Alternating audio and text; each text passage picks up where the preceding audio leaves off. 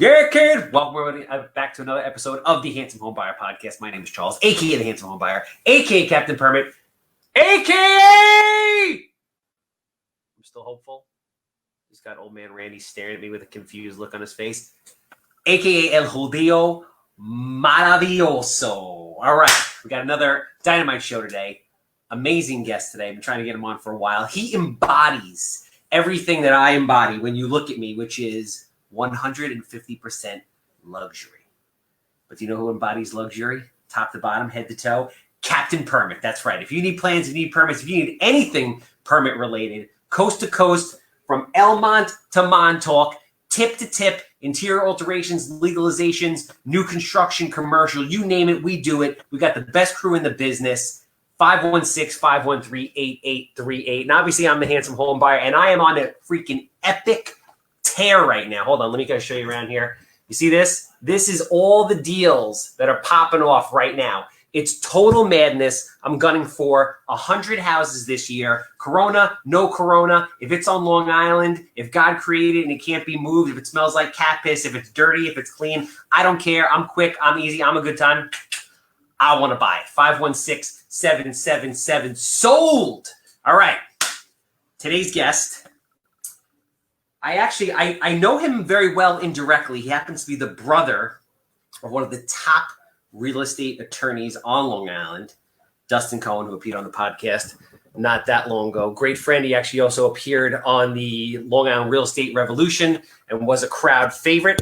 So this gentleman is his brother. Beard game on point, right? Lives, works in New York City with Compass on one of the top 100 real estate teams in the state of New York, doing anywhere between $70 and $100 million worth of gross sales on an annual basis. Amazing beard, unbelievable shape. This dude can just sit around and eat chips for 365 days and then get up off the couch, brush the crumbs off, and go run 35 miles without breaking a sweat. Never seen anything like it. He's a great man. He is Brandon Cohen. Yo! What's up, man? What's going on? Welcome, bro. That was a great intro. What do you think about that? What do you think about eating the potato chips by day and running 400 miles by night? I can't say that you lied. Your reputation precedes you, sir. That's it. You said it on point. So there's a bunch of things I want to talk to you about. First, I myself am trying to get to your level during Corona. Mm-hmm. You're doing good. I'm not quite there yet, but what I really want to know is, how do you fight the itch? Because every day I'm clawing at this thing, and my girlfriend just yells at me and says, "Don't be a quitter. Don't you dare be a freaking quitter." Good. You just got to power through. Just that's it. It's mind over matter. Same thing. Just know that it's going to be there. Just like, you're running 30 miles. You gotta power through. Your legs are hurting, your body's hurting, everything's hurting. You're like, all right, this itches. You know what? I'm getting closer. As I talk to you, I kind of feel more and more, because obviously, we have very close mutual friends and family. Yeah. We've never actually, spent time together. This is us popping our cherry. But the more I talk to you, the more I feel like you are the hipster version of David Goggins. Of David Goggins? Minus the whole military thing and all that. I just feel like you're like mindset, boom, power through it. Whatever needs to get done, you do it. I get the mindset part, the military part, the childhood disaster part. We're not on par with that, but yeah. I also forgot to mention for the people at home that you're Jewish, so you're a fellow bar mitzvah boy. Happy to be here. So I'm excited. So I brought you on the show for a bunch of reasons. A, you're legendary at this point, and B, I want to talk about all things luxury New York City, because there's some crazy shit going on. You've been in the business for 10 years now, right? 10 years. So you've kind of watched the whole, post-crash agglomeration in the city of people just rushing to the city, big money, prices, development, madness, and then ultimately the stall, and then things start to kind of new development kind of take a shit. And then now we have COVID, which is just nobody even knows what's going on. Yeah. So I got in pretty much right in, when the market was just absolute dog shit, 2010, I had a lot of people, I left, an awful job right out of school. And a lot of people were asking me, why the hell were you leaving a job that was giving you a paycheck every 2 weeks into this market? So seeing it but then seeing it really just fly through the roof, bringing customers to deals where they were one of like 10 bidders, and deals going hundreds of thousands of dollars over ask on like a $1.5 million property where that doesn't make sense, to where we are right now, which is sort of in a stall period. But, yesterday, at least in New York City, was the start of phase 2. So we'll see how we pick up from there. So let's take it back for a minute. So obviously you were born and raised on Long Island. Mm-hmm. Plainview? What? Were you? Oh, no. You were Farmingdale. No. That's Farmingdale, yeah. Farmingdale. North Massapequa, but Farmingdale School. Families in real estate, in law. What what kind of led you to sales, to brokerage? It's a tough question. So, I was living in Long Beach at the time, right after college. Two of my best friends as roommates, just living the life. And then I don't know what exactly it was that got me into it. I love real estate just from a perspective of, this house is beautiful, I want to live in that, that amazing wealth in Soho, something like that. So I just sort of made the transition. I worked for a mortgage company all throughout high school and college. So I had that, that sort of background knowledge, but I wanted to be on the other end of it. Quite honestly, I didn't know what end of it I wanted to be in. But I figured New York City real estate, you can't go wrong there.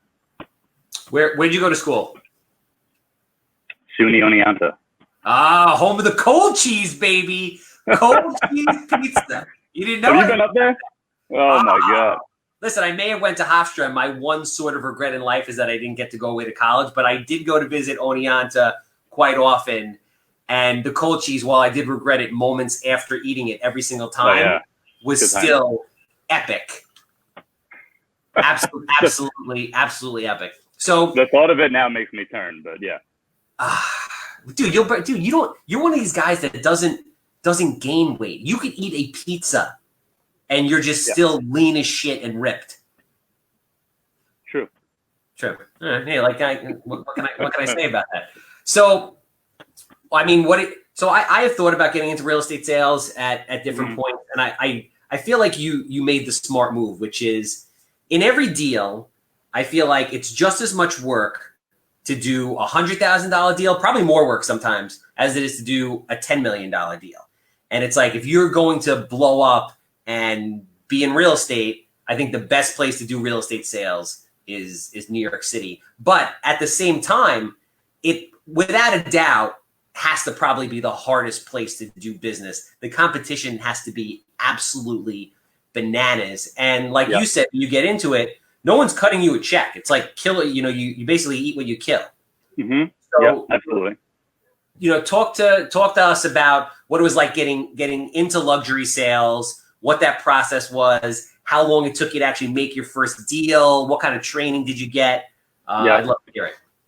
So one of the things that I learned when I first got into real estate, I remember sitting down with a guy who had been in the business for a really long time. He's still in it. And he said, this is New York City. Everyone's obsessed with real estate. Everyone always wants to talk about real estate, but every single person that you're ever going to meet probably knows 7 agents. So you need to be the the first one that they think of. And that goes for New York City, or if you're in the, in the middle of nowhere. So anyway, so a great thing when I first got into real estate in 2010, I was with Corcoran then, and they automatically set you up with a mentor. It's like you have to work with a mentor. You have no choice if you have no experience in the business. So I got set up with a really great guy, James Morgan. I'm on his team now, after being in the business on my own for 6 years. So that obviously has been a really great relationship, but the mentor program, it only works if the mentor, just like in anything, wants to help.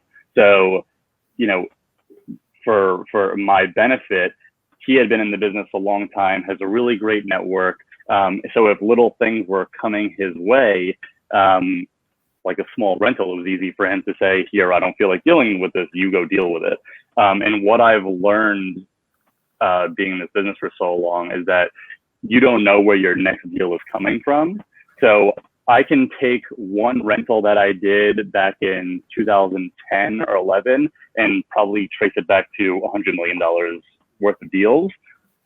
I remember it was one, I did like a $2,000 studio rental for some kid.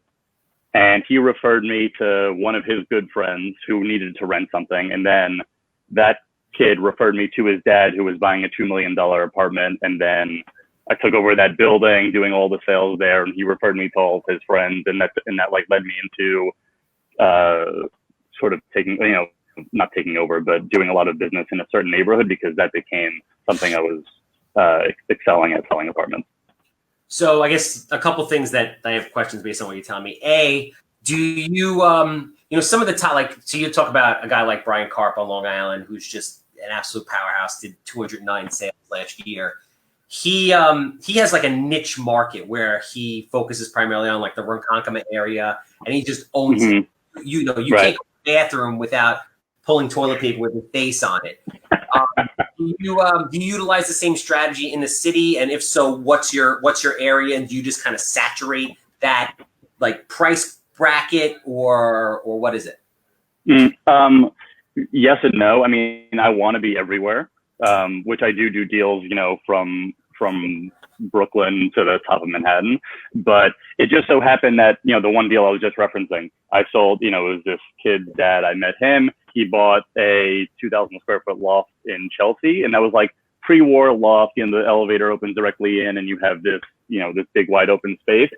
There's a ton of that downtown. That sort of became what I was going after, or what I was going after rather. And it's also just something that, I love that product. I love these big brick wide open spaces with 12-foot ceilings and 10-foot windows. That's something that I dig it. So I want to go after it. So that's something that I definitely focus on. I would say it's like the $1.5 to $5 million pre-war loft downtown. But that said, I'm everywhere. I live on the Upper West Side. I sell up here. I sell on the East Side. I sell downtown. I sell Brooklyn. Do you remember your first transaction as an agent? Yeah. So I'm curious to know I'm curious to know kind of like the timetable and what was involved in from the moment you signed on to when that actually happened. Was it 3 months? Was it 6 months? Was it a year?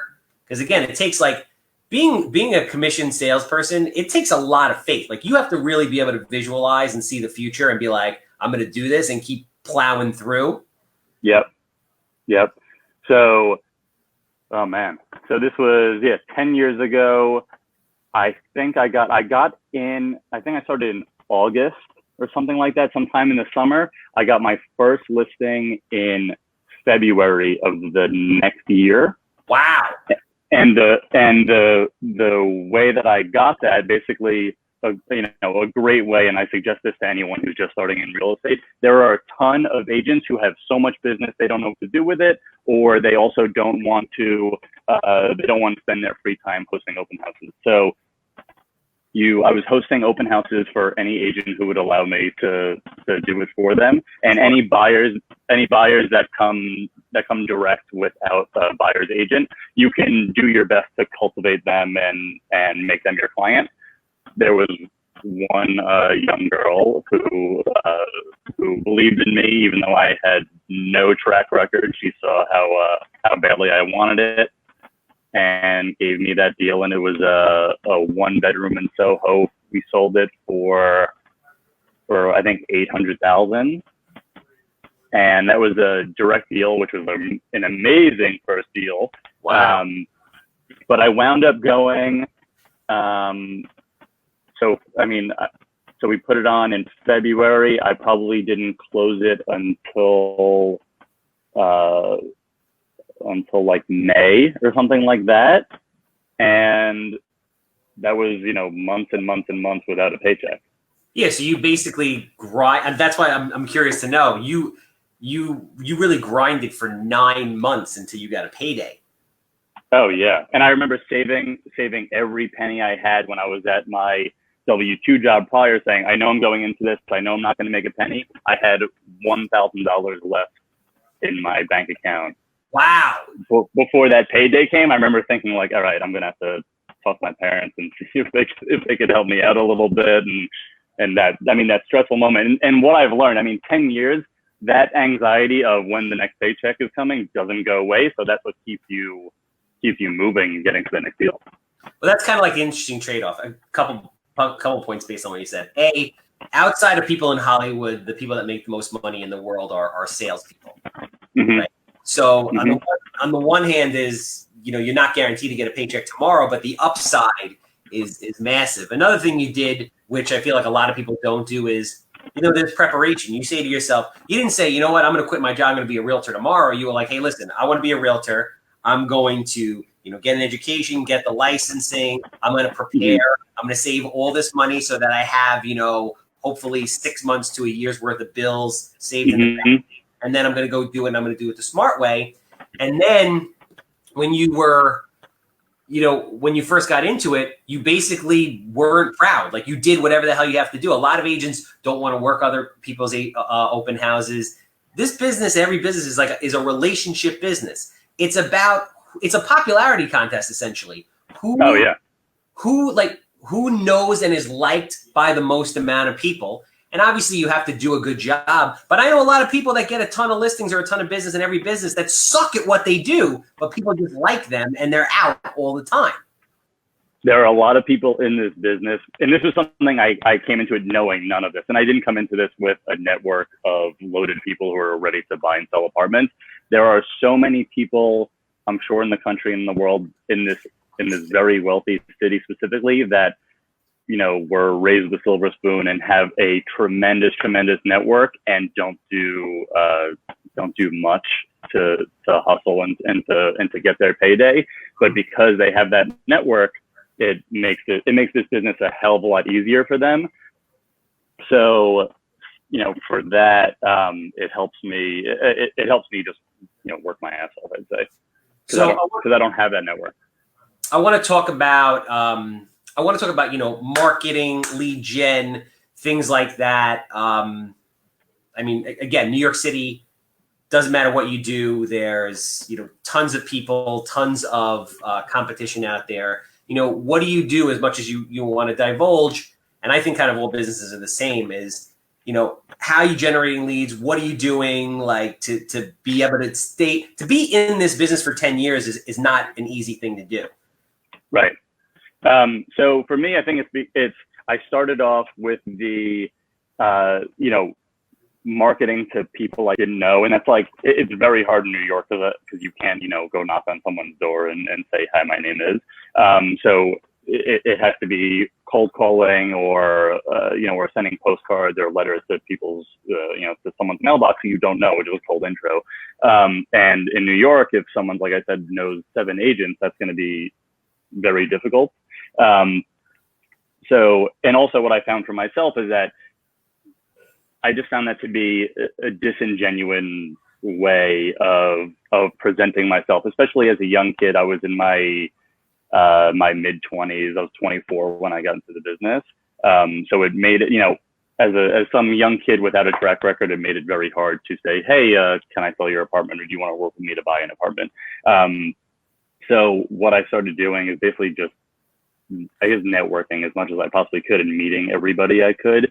I found that just being myself and talking to as many people, that's the way that I've gotten my network per se.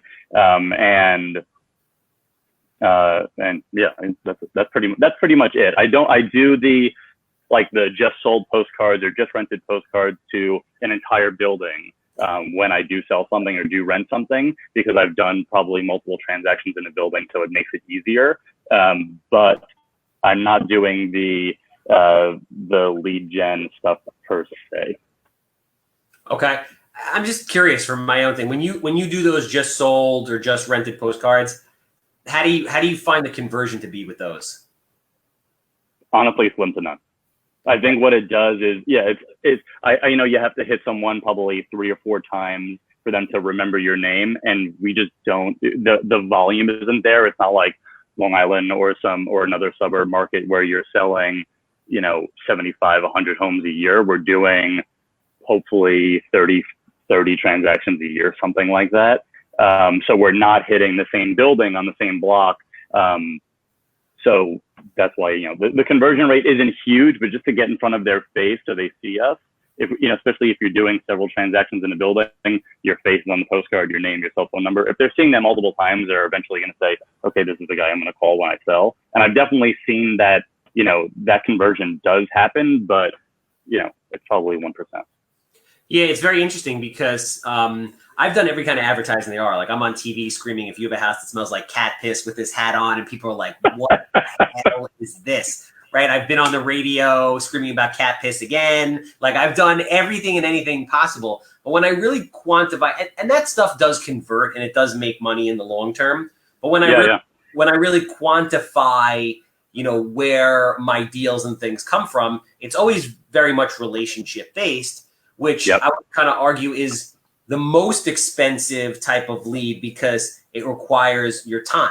So it requires, constant networking, constant conversations, constant like giving to the world before that they're like, you know what, I really like him, I identify with him or her, I want to kind of give back. So it's interesting. It's not easy. So, I mean, you went about it the hard way, but I think it's the best way. Yeah, I mean, I've seen so many people in this business who work their ass off, and you're working on the wrong thing. And like I was just saying, if you're act like yourself, I'm not a flashy, salesy type of guy. I'm very upfront and genuine. I feel like that comes off my clients. I also work my ass off.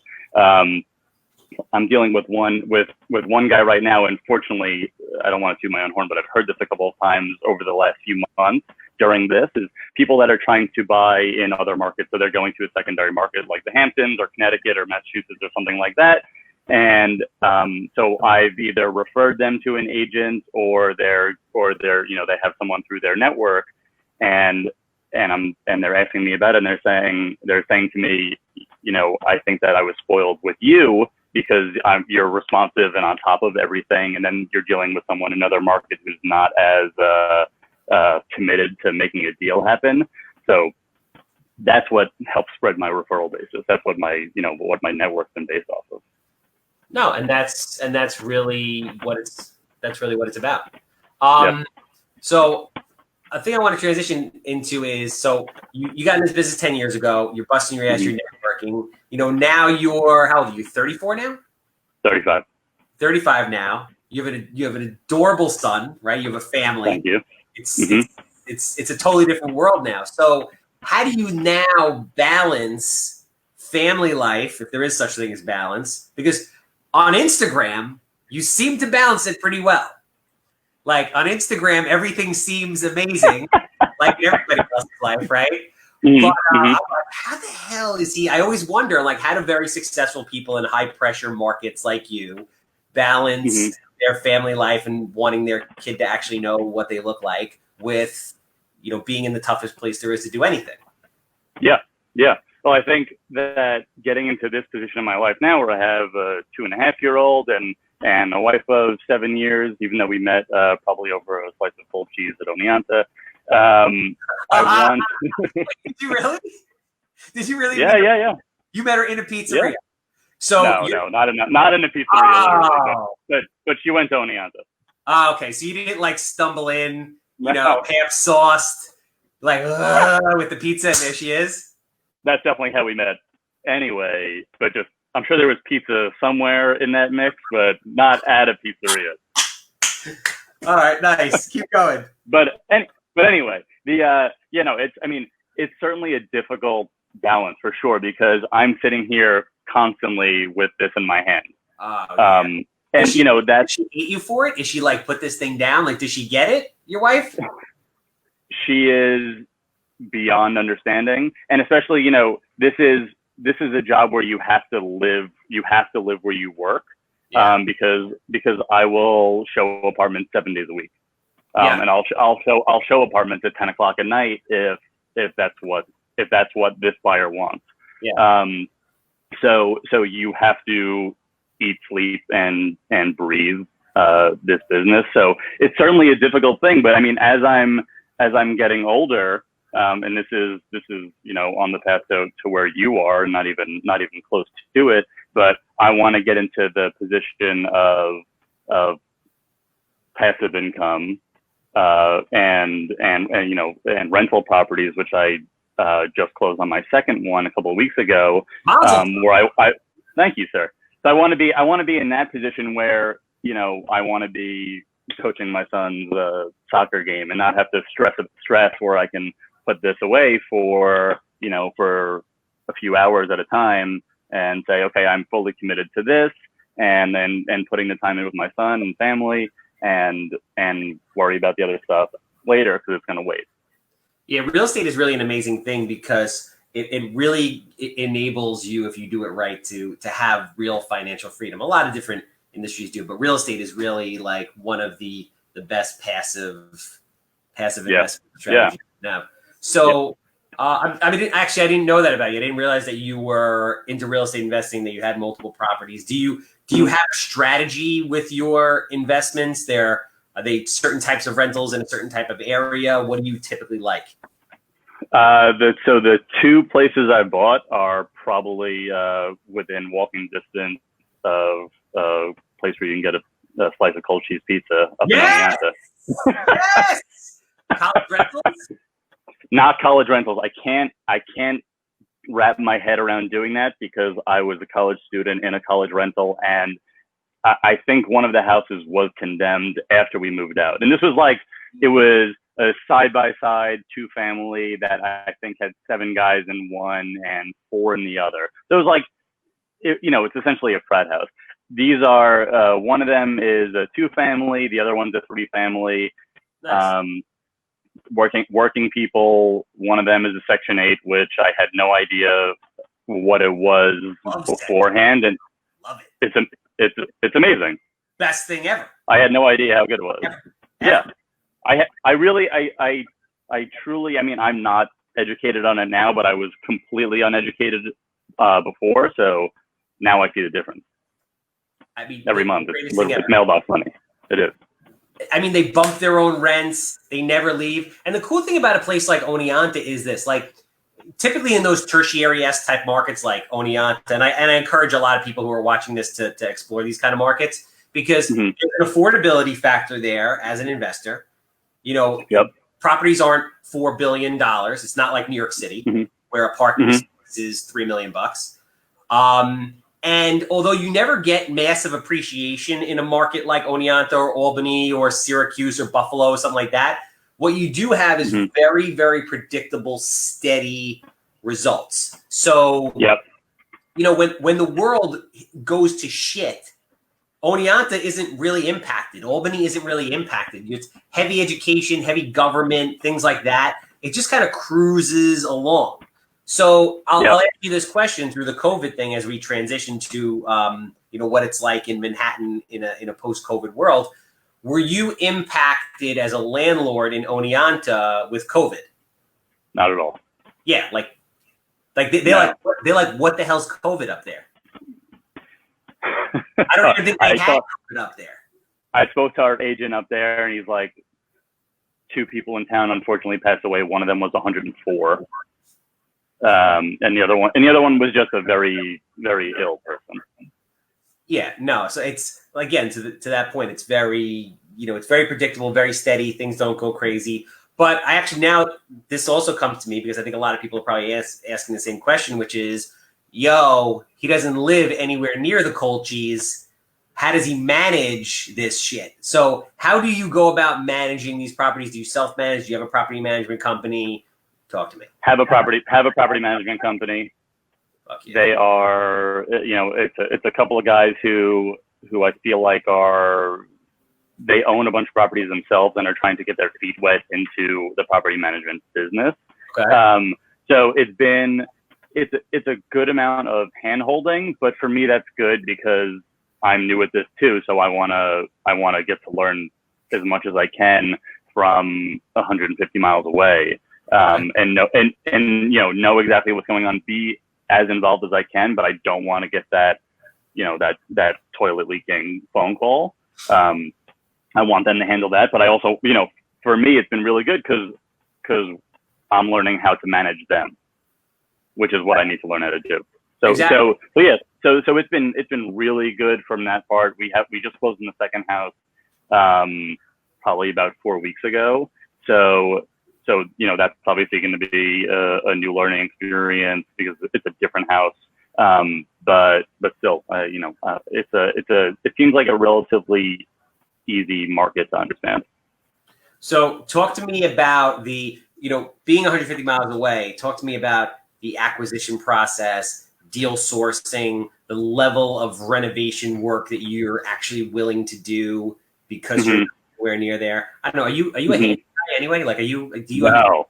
No. My brother is 5,000 times more handy than I am. And because you look like a guy to the untrained eye. Don't let my beard fool you. Yeah, you could whittle a piece of wood into basically anything that I need. No, I'm awful at this. So I'm a 50-50 partner with my closest friend who also went to Oneonta, and going into business with your friend is probably the worst advice anyone could give anyone, but we seem to be really much on the same page. And he grew up in a contracting family. He's a project manager for CBRE now, so he's really he knows what the hell he's doing with this stuff. So is he Jewish also? No. See, this makes sense because that as Jews this is not what we do. No. We do numbers. Yes. I can and then in doing this for 10 years, I can put every piece of this deal together. He's like, you do that, I'll make the place beautiful. It works. It just works. Exactly. That's what we're doing. So no, not handy at all. What I really, really, really want to get into the position of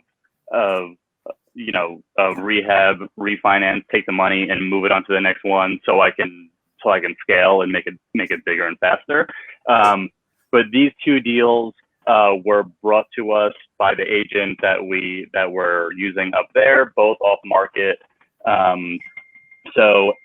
The first time we went up, which was when we bought the first property, I don't know how long ago that was. I think it was like February of 19, something like that.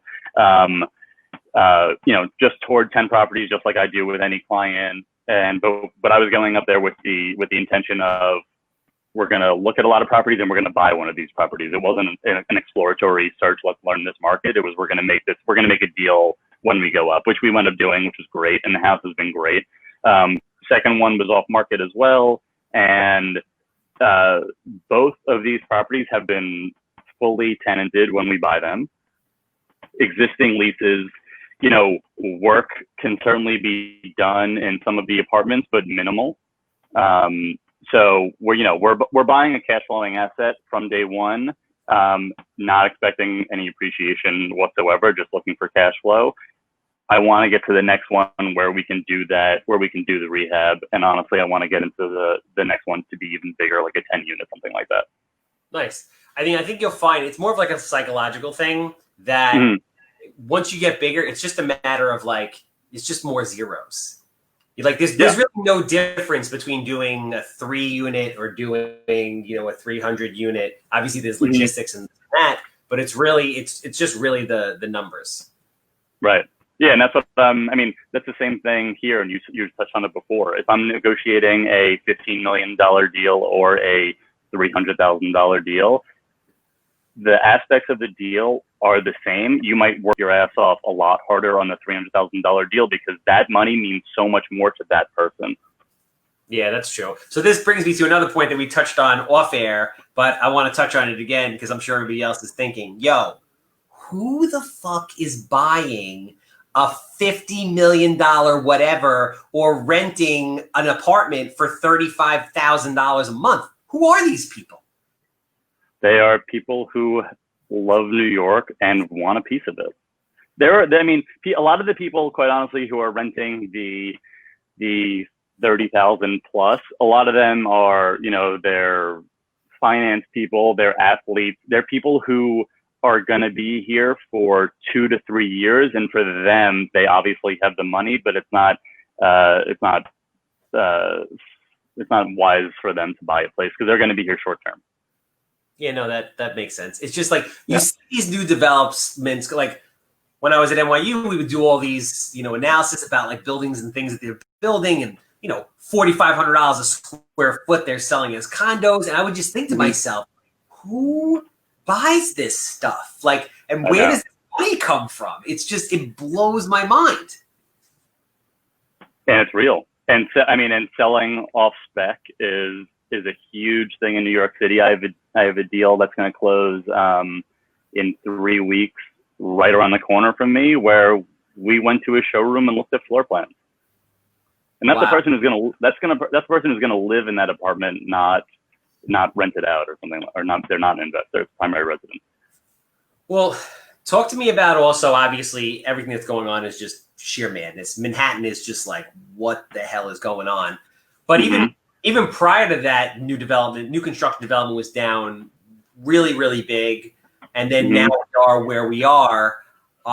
Just talk to me about the market, about the different price points, what's moving, what's not. Is everything just stalled right now? And what's kind of like the feeling on the street? Because what we're hearing out in Long Island is, bro, everybody's leaving. Like, I don't know where they're going, but they're leaving any kind of major city. They're going back to wherever they grew up. They're going to the Hamptons. They're going to Long Island. First-time homebuyer market out in Long Island is bananas. Luxury's even doing okay, because now you have people like, they can afford big money in the city, but they don't want to be there. So they're going to Old Brookville and all these places.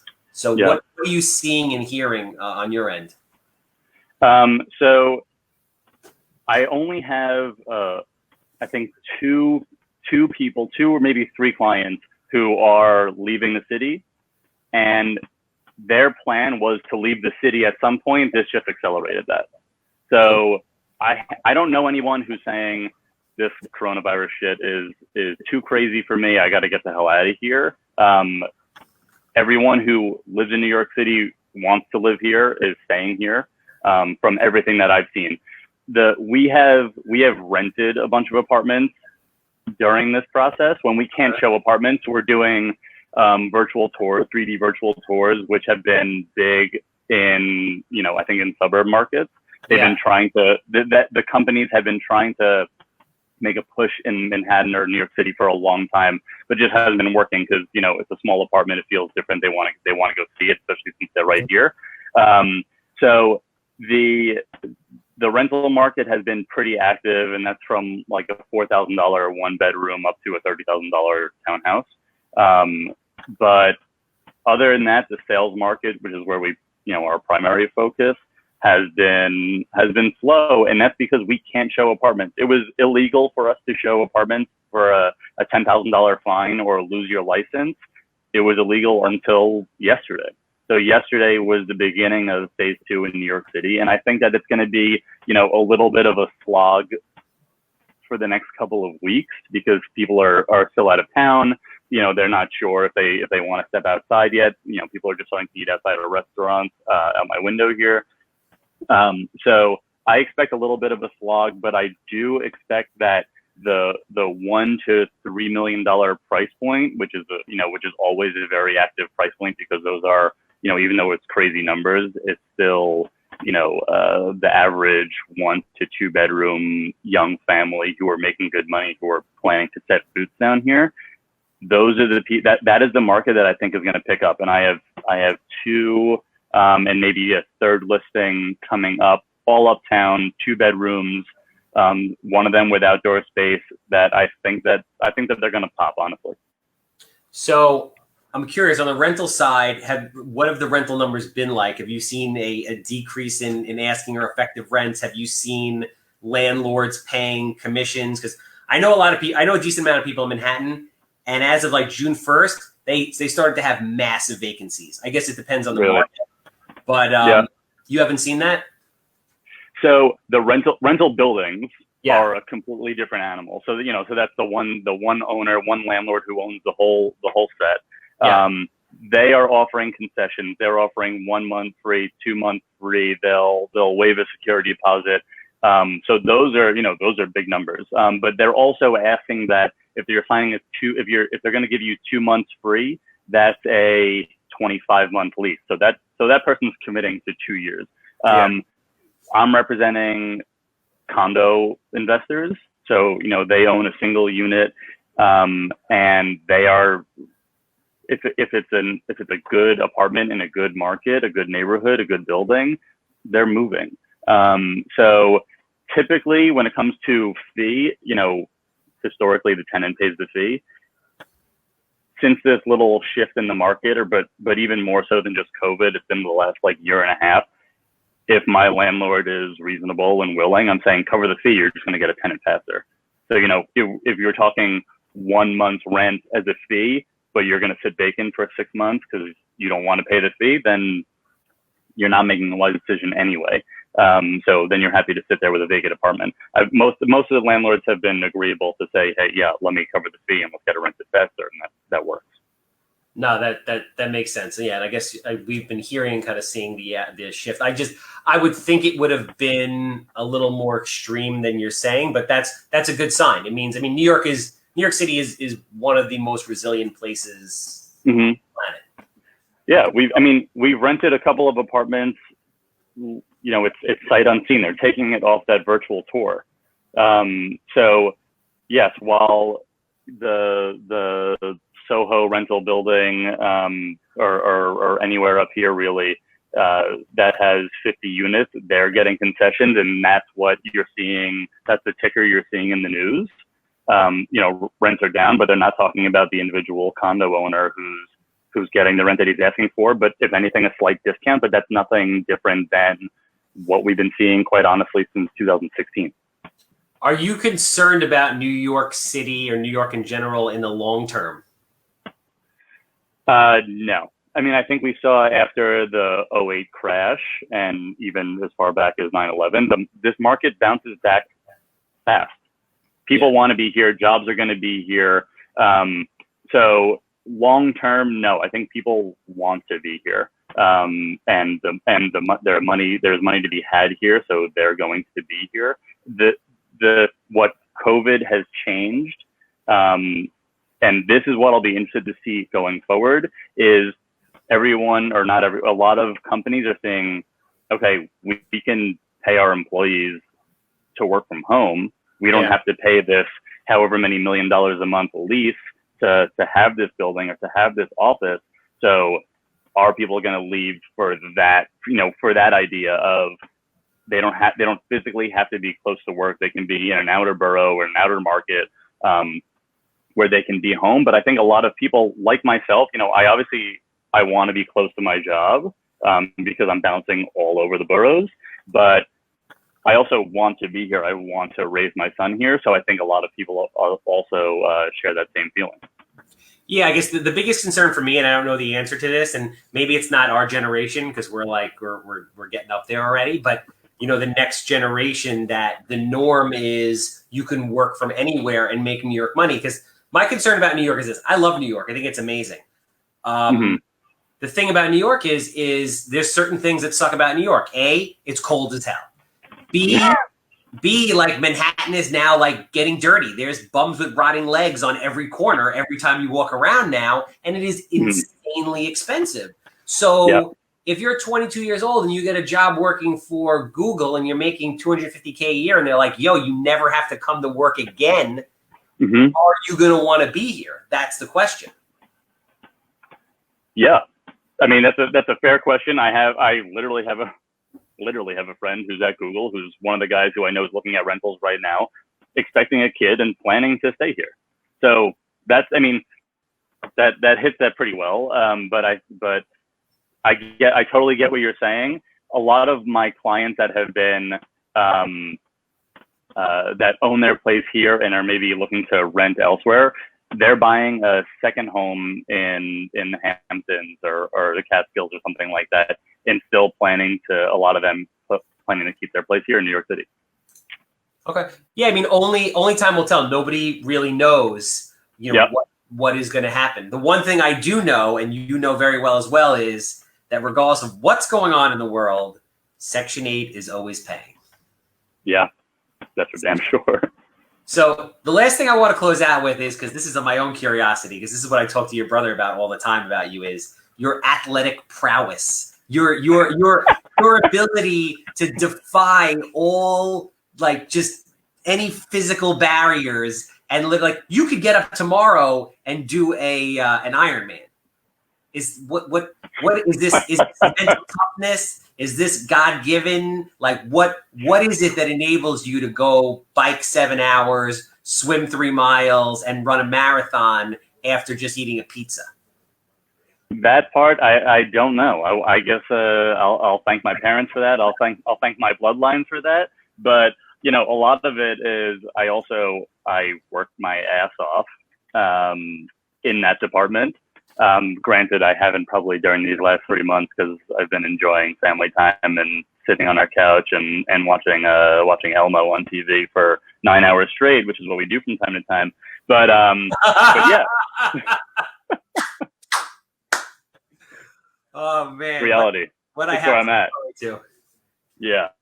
So no, I mean I enjoy it. I enjoy really pushing myself and to those breaking points and seeing how far you can actually go physically and mentally because it's a huge emotional game aside from the physical game, because your mind says a lot to you when you're in those holes, when you're on 29th mile of a race and you have 3 left to go or something like that.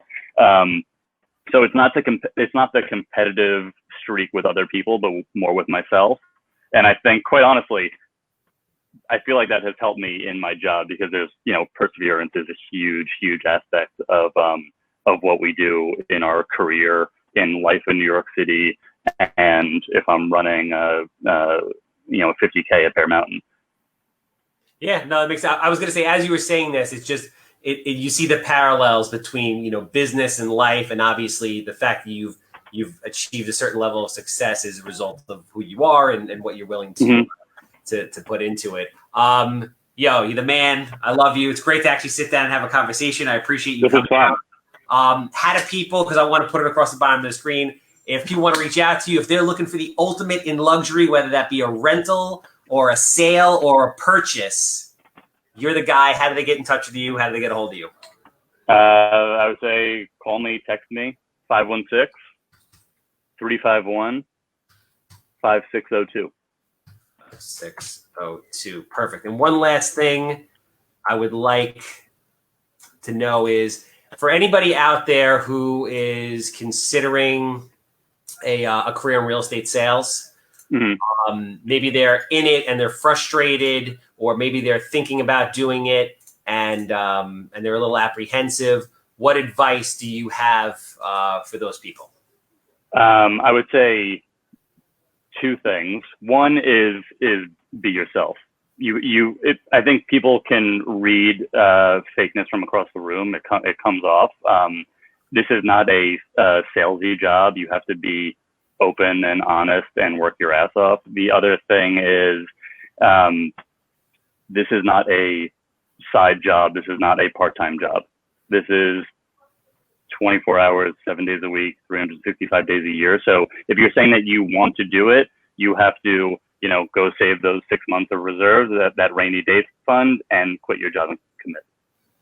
Yeah. No, listen, couldn't say it better myself.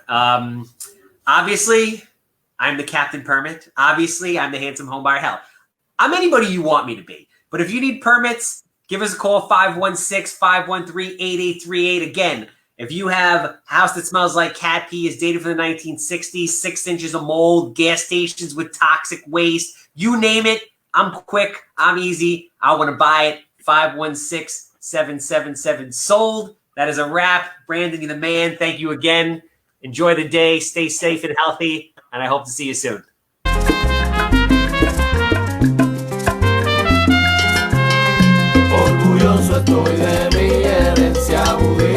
Benjamin Lev Ben Shlomo, cuando me llaman a la torre, así me llamo yo. Orgulloso estoy